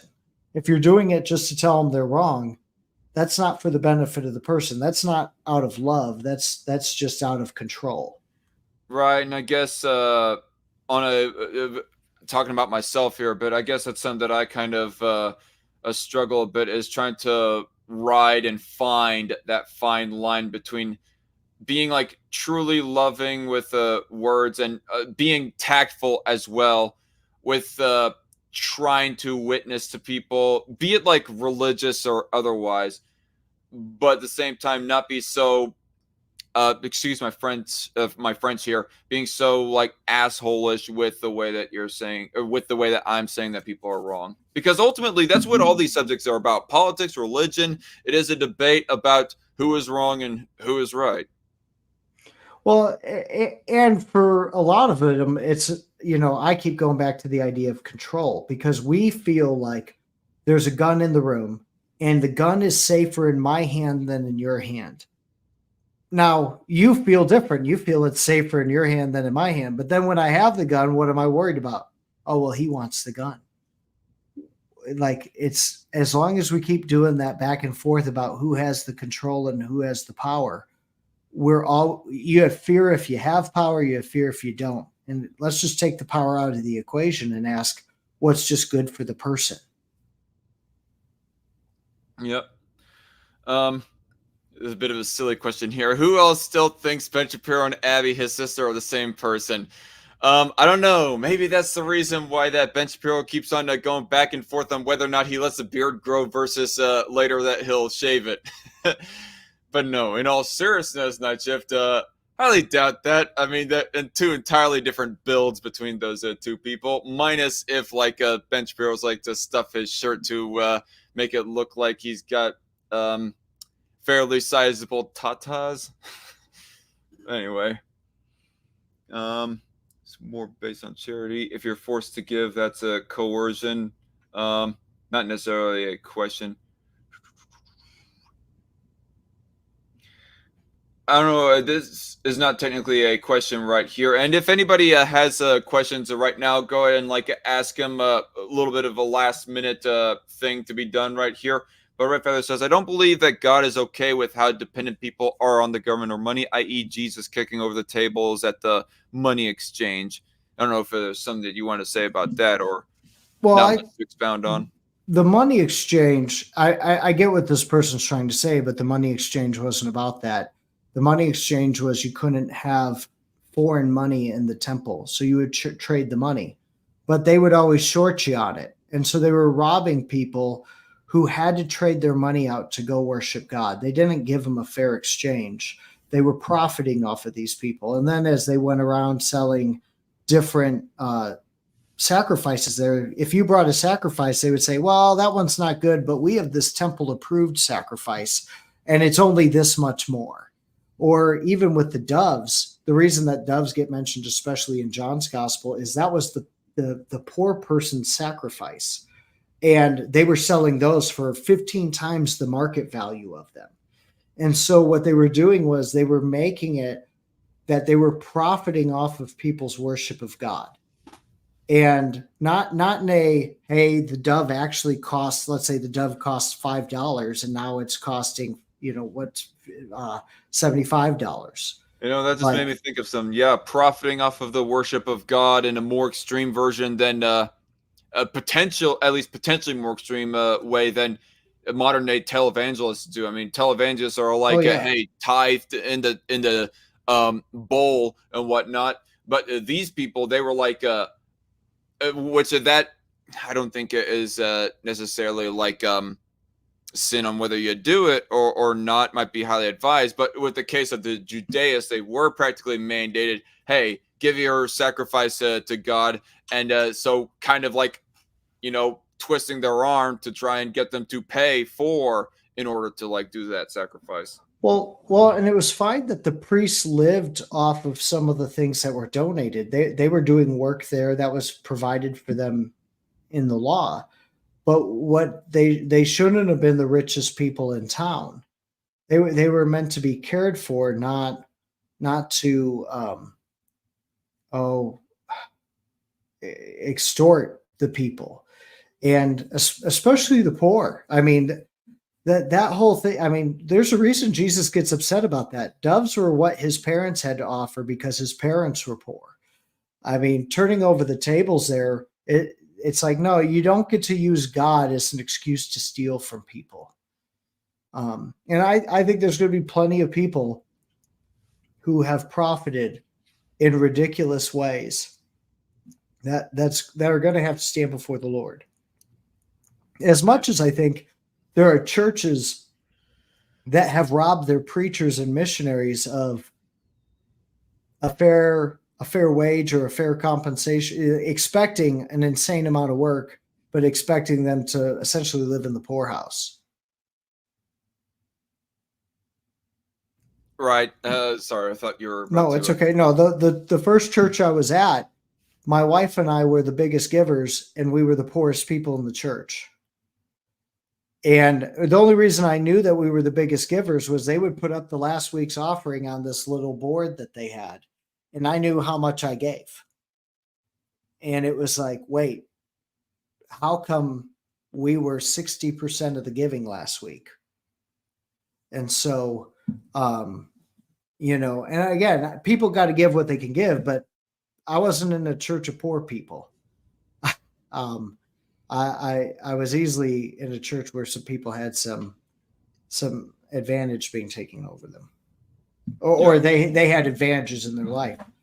And by the way, I want to apologize to everybody. Please excuse me. I have not ate dinner yet, so that is why I'm snacking during this live stream right now.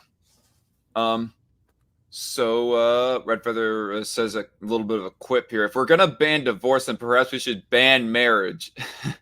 There you it's go. More of a quip at those people who say that divorce should be banned. Like I've actually ran across those types of people before. One person in particular.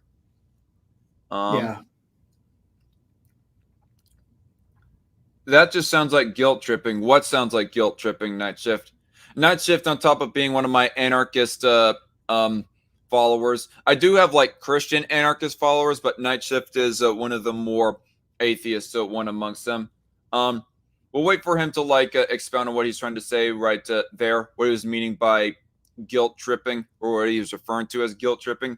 But here's a rather in-depth question that might be a very good one coming from an atheist. How can anyone know that they are truly a Christian? Well, I think that's only gotten convoluted over time, as there's been so many different churches and offshoots and even cults that have sprouted out throughout time. But I think the base understanding of the word Christian was originally used as an insult of the people who followed Jesus. It was something outsiders called them, not that the church called themselves. It was later, I think the first time it's used to describe Christians in the Bible is by Peter in one of his later letters. So about 35 years go by before Christians call themselves Christians. But the whole idea is you're a little Christ. You are becoming Christ-like. And it doesn't mean that it is if you look at any one point on the journey, you could say, well, is this like Christ? Is this like Christ? I think it's about the transformation. And as you go on the journey, you'll have this, there's going to be times where you're getting close to being what Jesus is like. And then you find out that you're a little further away. But I think the whole idea is when you look at the life as a whole and where it's going, is this person, is their pattern of their life trying to follow Jesus? Is Jesus the goal? Not these other side things, but is Jesus the goal? Jesus had his own people who were political, who followed him. And I think we miss that. He had Matthew, the tax collector, who basically was funding the Roman occupation. And then he had Simon the Zealot, a guy who killed Romans and killed tax collectors. And both of those guys ended up following Jesus. And yet they quit. Oh, go ahead.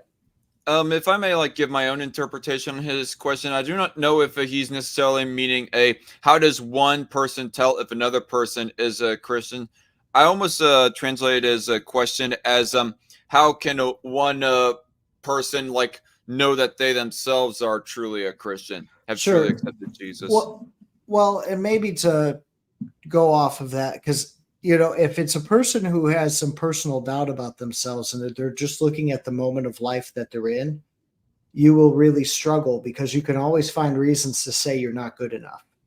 And the point of the gospel is we're not good enough. And that's why Jesus came, because we're not good enough. But if I look back at my life 10 years ago at where I was with Christ then and where I am today, I actually see some growth. I see some places where I've really developed. Yeah, I could see some places where I've not developed, but that's what the next 10 years are about. I'm always in this place. Now, as far as knowing you're a Christian, I think Jesus puts it, if you're just wondering how to start the journey, Jesus talked about in Mark, he says, you got to repent, which means your way doesn't work. And you got to believe the gospel of God. That means you think God's way does. And then you got to follow Jesus. And that's where it's like, okay, am I in the pattern of life where I'm trying to figure out where I'm following Jesus today? And there's days where it's not there. But again, that's where you got to look over the pattern of your life and just say, okay, but yeah, I'm not where I want to be, but I'm not where I was. There's changes happening. You could see it in the letters of the disciples. Paul, his earliest letter is Galatians, and he says some rough stuff in there. He says in Galatians chapter 5, because there's these people saying you got to go back to the Jewish religion and get circumcised. And he literally says, I hope the knife slips while you get circumcised. It's really, it's a rough thing. But then you read a later letter of his. It is. But then you read how he is 20 years later, and he's like, hey, I'm just an old man. Could you do me a favor? Like, his tone has changed because he's growing himself. the Apostle John, when he's with Jesus, says, hey, should we burn these people? But by the time he writes his later letters, he's saying, little children, let's love one another. So We I all guess grow. I guess the long and short to answer this question, the way to tell if you are truly a Christian, if you have truly accepted Jesus as your savior, is of how you are doing within your own spiritual journey. What is the fruits that you bear and exhibit within your life to other people? That would be the evidence for how that whether or not that you've like truly accepted Jesus in your heart or not. I kind of fumbled what exactly I was trying to say there, but I think you get. Sure. I understand. Yeah, I mean, that might be a lack of a better way to say it. That I think the point is, am I still going in the same trajectory? And so, or have I fallen off along the way? And if I have, then just wake up the things you used to have and then go keep chasing it. Yeah. Are you essentially still okay? Somebody's an atheist and they've like supposedly accepted Jesus. The question is, are you essentially still an atheist living an atheist life? Just you're like purporting to believe in God now. Well, yeah, and I can't speak to the heart of anyone about what they really believe and what they don't. Right. I mean, that's even the people I've known my whole life who I would have a lot of confidence in their faith. They still got to stand before God the way I have to stand before God. And all I can do is work out where I'm at, like Hebrews says, with fear and trembling, that I respect what I'm in, that I understand that God is ultimately the one I got to stand before. And that's who my hope is in. And so Right. I won't get to heaven because my parents are Christian. God doesn't have grandchildren. He only has children. And so I've got to follow him myself. All right. I think we might have like addressed that question lengthy enough. If you had to like give some quick 2 cents on this, how can people be effective Christians without infringing on inherent free will? Okay. Red Feather. Here, one is if I withhold a choice from someone, I've affected their free will. They didn't have the choice. They didn't have the option. Free will is not the absence of other opinions or other perspectives. If you don't have any other perspectives or any other choices your whole life, you don't have free will. You're a train on train tracks. But by providing another perspective, it opens up. It's more like a road. And now you actually have an option. Am I going to get off here? Or am I going to change lanes? If I know that there's asbestos in a building and I don't tell anyone there's asbestos in the building, I've affected their free will. They did not have the choice to not be in the building. And so I can't make someone be a believer. I can't force it. I can't say, well, you only have a relationship with me as long as you agree with me. Because then I'm not making them a Christian. I'm just manipulating them. But if they don't know, if they just think life is the way that it is, then I've withheld an option from them that they could have had. Their free will is actually in making the choice when they have the choice presented. All right. And so this next one, we're going to make the last one because the very last question, I think, is just repeating some of the stuff that you already said right there. But this is I think, going to be a quick one right here. Do you think it's right for all churches to be tax exempt? Some take advantage. The way that came about was the government approached the churches because they didn't want churches telling their congregants who to vote for. And they said, hey, you'll be tax exempt. there's a lot of different schools of thoughts on this. If the government ever came around and said, hey, all churches are paying taxes, I would tell all churches and pay taxes, because Jesus said, render to Caesar what is Caesar's. I think, though, that there are advantages. One, I don't think there are the couple crazy churches that they make so much money, it's ridiculous. And where they spend the money, it's insane. There's the church down in Texas that had all the little drummer boys going down, and each pulley system was probably about a $35,000 pulley system for this Christmas production. That wouldn't be Joel Osteen's church, would it? I don't know that was Joel Osteen's, because Joel's he bought the old Oilers stadium, and that's its own craziness there. I think the question, though, isn't how much money does the church have, but what does the church use their money for? And most churches, if you were to tax most churches, there's one sense you'd put them out of business, because plenty of small churches can barely afford to be open anyways. The average church size in this country is 60 people. So it's not like most churches are making tons of money.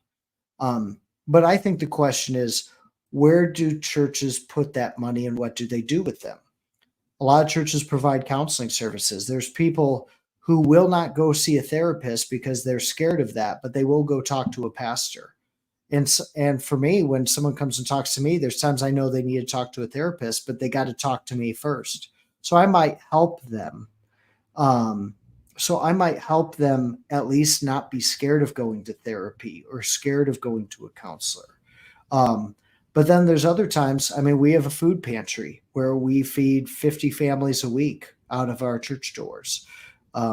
There's other things we do that we provide for the community on a regular basis. We try to provide affordable daycare for people, because daycare is a huge problem where we're at.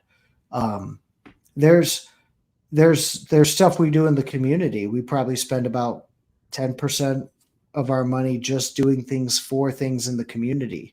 And so there's services some churches provide that if you were to tax them, what you're really doing is you're taking from the people who could be provided for. And so, and for me, I've seen a number of government programs. I'm not saying they're all bad, but I think that there's things that people can do for each other, with each other. The way I guess I see church money is not, hey, is it my organization's money? But the people who go here on their already taxed money have decided to put this money together to go help people. So should it be taxed twice if you want to take it that way? Yeah, and Red Feather said, yes, that's my concern. People gaining prosperity under false pretenses via religious beliefs. Well, I'll give you an example. There was someone, because there are different tax breaks for and different... she says that was who she was meaning more, was Joel Osteen. Right.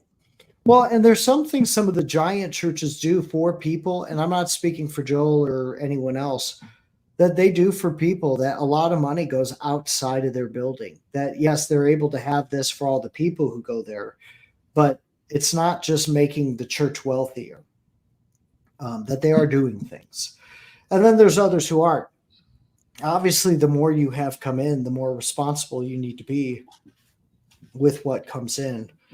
But I guess what I would say is there was a preacher years ago who he made a lot of money off of a book, and he tried to claim the housing taxes as because there's minister taxes for housing, because some ministers have a parsonage, so they could claim the value of a parsonage toward their Social Security income. And then so other pastors have the option of how they do that with their homes. But this guy tried to do it on a multi-million-dollar home, and the government said, okay, you could do that, but just know next year maybe we need to reevaluate that. And that pastor wisely decided, I'll pay the taxes on this home, because he knew, no, I can't do this to every other pastor. No one will buy my book again. And so and there's plenty of pastors who are living below poverty line because that minister's tax thing on their house is the only thing that helps the church stay open and hire him, and the pastor to be able to afford his house. Now, I just saw Red Feather say about the hurricanes, there are follow-up stories to Joel Osteen's church, that the initial time of the flood that happened down there, or the hurricanes, the church was actually flooded in the early days, but they were open and distributing food in the days after. And so I'm not defending Joel Osteen. I think there's some health and wealth things there. But the story, it's not as cut and dry as they just didn't do it, or that they did everything. That but most people were just mad on the front end, and no one did the follow-up story. Yeah. And so I do not see Night Shift clarifying the one statement that he said here earlier. That just sounds like guilt tripping. So I don't know. I think we will end it here pretty soon. But I just got one final question, if you don't mind. Sure. Who are you endorsing for president this election cycle, Biden or Trump? What a fun question. I'm joking.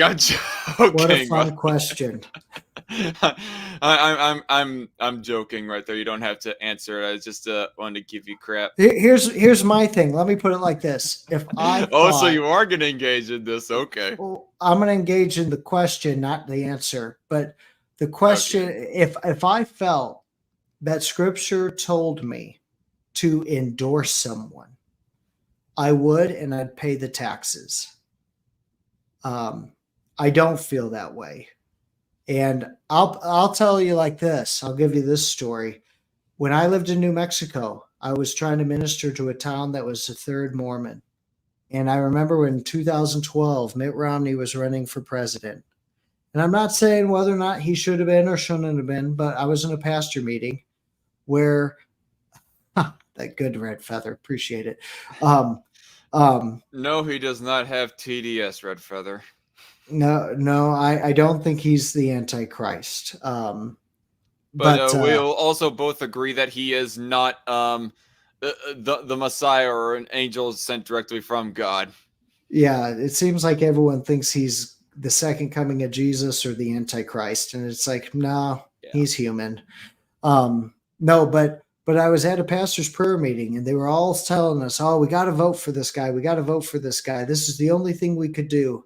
And the head of the National Day of Prayer was there, and she was saying, "Oh, we got to have a meeting where we tell everyone who to vote for."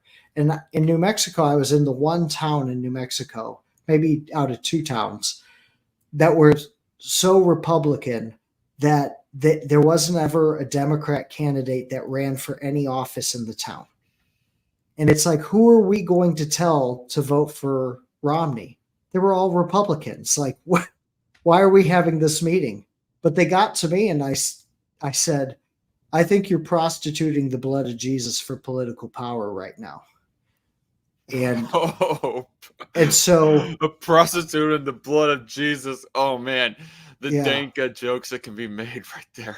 But I had a lot of issues with how closely the pastors back then made their churches with one party. And I'm not saying people shouldn't vote. I'm not saying who they should vote for. But the second you start to make it Jesus or say that the way to follow Jesus is to do this, especially I'm not even giving, if you think he was the best guy for the job, hey, I don't ask my plumber what religion he is. I just care that he knows how to fix the pipe. If you think he's the best guy for the job, vote for who you think is the best guy for the job. But the second you try to tell me that that's who Jesus told us to vote for, okay, I've got a problem. So if God wants someone in office, he doesn't need my help.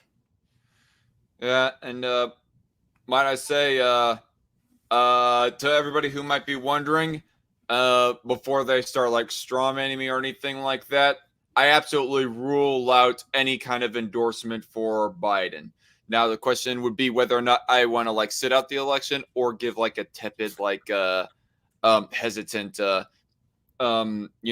supporting of Trump or anything else like that. I mean, full disclosure to you, Dave, you might not know this about me, but I was like pretty much a hashtag never Trumper back in 2016.